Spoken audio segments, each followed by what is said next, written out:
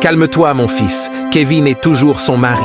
Oui, Angèle a pris la peine de se marier avec lui pour qu'il prenne bien soin de ma sœur, donc il est censé de lui frapper. Est-ce qu'il est censé de le faire? Mais maman, vous-même vous voyez ses yeux. Avez-vous vu les yeux de Angèle? Je le jure, Kevin, il va mal me le payer car je laisserai aucun homme traiter ma sœur de sorte comme ça. S'il vous plaît, je vous demande de me laisser faire, maman. Calme-toi, mon fils. Je sais, tu as le droit d'être en colère. Dieu merci que rien de mal ne t'est arrivé en prison, je t'en prie, va te reposer, fiston. Maman, Dieu, merci, je suis encore en vie. Cela signifie que la ligne de bataille vient de commencer. C'est pas encore fini, je jure. Laisse-moi te dire, maman. Je m'apprête à présent comme ça pour aller régler son compte. Tout le monde entendra parler de moi. Kevin va le regretter aujourd'hui. Si je le tue pas aujourd'hui, je ne suis pas Jeff, puis il monta dans sa chambre. Voici la maman toujours inquiète, car elle a toujours des inquiétudes à ce sujet. Quelques minutes. Comme vous le voyez sur l'écran, Kevin essaya d'envoyer Angèle à l'étage dans leur chambre pour lui donner une bonne leçon. Il tira la main de sa femme à la montée de l'escalier et il l'envoya dans la chambre, puis il le jeta sur le lit et il commença à frapper Angèle. C'est vraiment pitoyable depuis après leur mariage, Kevin ne fait que frapper Angèle. Et sans penser ces derniers jours, Angèle, sa femme est enceinte, puis il dit « Tu vas rester enfermée ici aujourd'hui. » Regardez, c'est vraiment catastrophique. Comment peut-il traiter sa femme de telle manière? Puis il sorta et il ferma la porte derrière sa femme. Angèle essaya d'ouvrir la porte, mais impossible avec des larmes aux yeux, crie avec toute sa force. Regardez, c'est vraiment pitoyable. Elle n'a plus d'espoir car elle n'a jamais pensé voir le comportement de son mari après leur mariage. Et ce mariage était la pire erreur de sa vie. Quelques minutes plus tard, voici Jeff qui revient encore puis « Le gardien, où vas-tu? » « Y a-t-il un problème, Jeff? Je veux aller voir ma grande sœur. » « Non, Jeff, la dernière fois, j'espère bien c'est toi qui as frappé mon patron. Et comment pensez-vous que mon patron vous laissera rentrer à nouveau ici? » Jeff dit « Je m'en fiche quoi qu'il s'en soit. Entre toi et ton patron. Je vais voir ma sœur parce qu'elle vit ici. » Le gardien de la porte essaye d'empêcher Jeff en le suppliant de ne pas lui créer des problèmes. Mais Jeff l'ignora et lui poussa pour rentrer comme vous le voyez sur l'écran.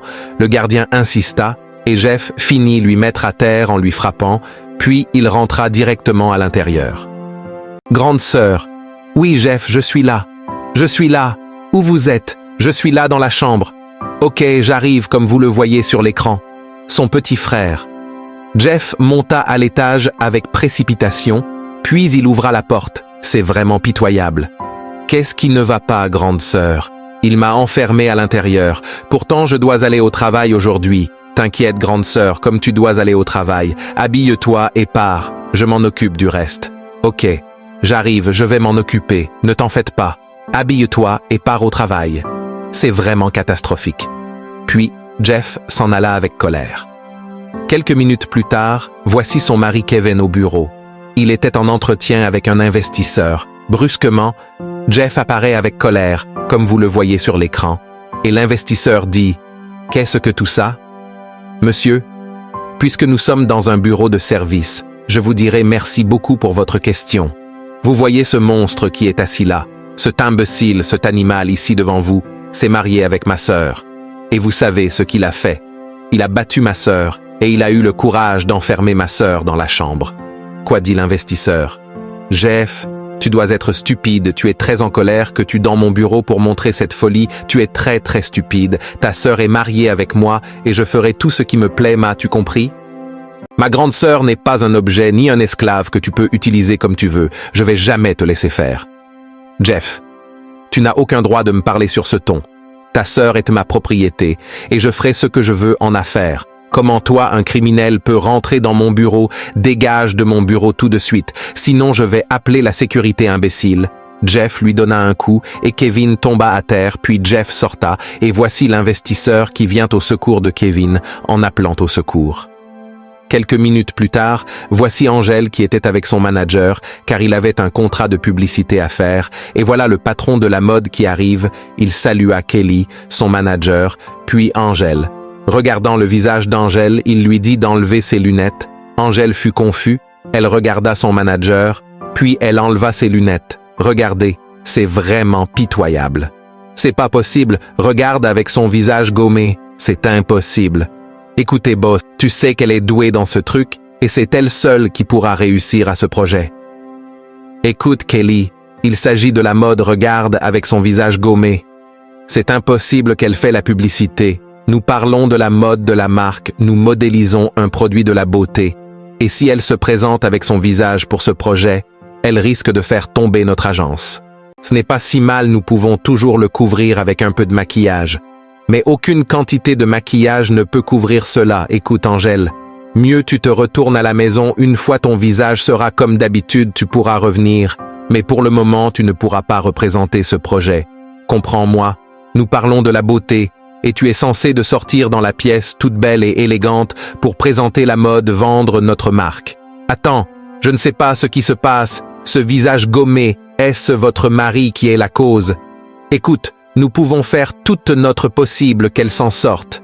Crois-moi, tu sais, c'est la première fois que nous faisons des affaires ensemble, essaye de nous faire confiance. Angel. Est-ce que c'est ton mari qui t'a fait ça? Non, il m'a jamais frappé, ce sont juste des problèmes de foyer. Tu t'es disputé avec ta belle famille? Tu peux me parler, je veux dire, on est déjà une équipe, nous avons maintenant des liens, vas-y, parle-moi. Peut-être il y a quelque chose que nous pouvons t'aider. Tu sais, nous pouvons nous battre pour toi, parce que la façon dont je vois les choses, c'est grave. Tu viens de perdre ce projet, et les deux autres parce qu'ils vont commencer en même temps, Angèle et son ami insista en lui plaidant. C'est une agence de publicité réputée et c'est un accord de plusieurs millions de dollars. Angèle et son manager furent choqués, ils continuaient toujours à plaider, mais l'homme en avait décidé, c'est vraiment pitoyable, puis il s'en alla. Angèle a perdu plus de 3 contrats, à la fois de millions de dollars à cause de son visage gommé par son mari. Ils étaient tous en déception car ils savaient plus quoi faire. Je n'arrive toujours pas à y croire si on a perdu ce contrat. Vraiment, grâce à ton maudit mari as-tu vu ton visage qui va vraiment nous signer avec ce genre de regard? Personne. Mais il y a des maquillages qui peuvent couvrir les larmes. Essayons ça, je veux pas perdre ce projet. Puis elle commença à pleurer, car cela lui faisait très mal au cœur. Quelques minutes plus tard, les voilà dans la voiture, mais Angel avait toujours l'air triste. Même son manager était choqué. Comme vous le voyez sur l'écran, c'est vraiment pitoyable. Puis son manager s'adressa à Angel en disant « Pourquoi pleures-tu? Quand ce mec est venu en disant qu'il veut te marier, avais-tu beaucoup réfléchi pendant ce temps en l'acceptant de sortir avec lui sans même poser des questions? D'après mes remarques, je lui trouvais un peu bizarre comme c'était ton choix mari. J'ai gardé mon sang-froid. Je t'ai parlé mais tu m'avais ignoré, il a trompé tout le monde parce qu'il est riche, et j'ai peur un jour qu'il te détruit. Non seulement ta carrière, mais aussi ta personnalité, il se croit comme il vient des États-Unis. Tu es tombée amoureuse de lui, et tu l'as aimé très vite, je me demande pourquoi tout cela t'arrive. Angèle, pourquoi ton mari, il a-t-il changé de ton, pourtant il te supportait beaucoup dans ce truc? Dis-moi, il t'aime toujours comme d'habitude? Angèle se rappela de son passé avec Kevin, comme vous le voyez sur l'écran. Ici, c'était avant leur mariage. Voici Angèle au salon qui regardait les vidéos de la mode, et quelques minutes plus tard, voici Kevin qui descendait. En ce temps, il y avait de l'amour, et Kevin l'appréciait beaucoup dans tout ce que Angèle faisait. « Bonjour mon amour, qu'est-ce que tu fais? Je regarde les vidéos de la mode car ce soir j'ai une publicité de beauté à faire, et j'espère bien tu seras là pour m'encourager. »« Oui mon amour, pourquoi pas? Tu sais bébé, j'apprécie beaucoup ce que tu fais. La mode te va bien car tu es très belle, gentille, et c'est pourquoi je vais t'épouser bientôt. » Puis Angèle dit vraiment merci beaucoup chérie. J'aime quand tu me flattes de mon métier, ma profession, et tu m'encourages beaucoup. Je vais toujours t'encourager chérie. Comme vous le voyez sur l'écran, voici Kevin qui accompagnait Angèle à la cérémonie, car ce soir Angèle a un événement, et il dit « J'ai l'espoir cet événement tu vas bien le faire ce soir. Merci beaucoup chérie, c'est pourquoi je t'aime. » Voulant partir. Angèle se retourna prendre ses lunettes et elle les porta, puis son mari dit « Vraiment tu es adorable chérie, et tu seras le numéro 1 de la mode dans ce pays. » Puis il l'embrassa. Regardez, c'est vraiment pitoyable quand Angèle pensait à ces beaux moments, puis son manager dit « Qu'allons-nous faire maintenant car ta carrière est en danger? Et si ta carrière tombera, la mienne aussi, tombera, qu'allons-nous faire? Je sais plus quoi faire.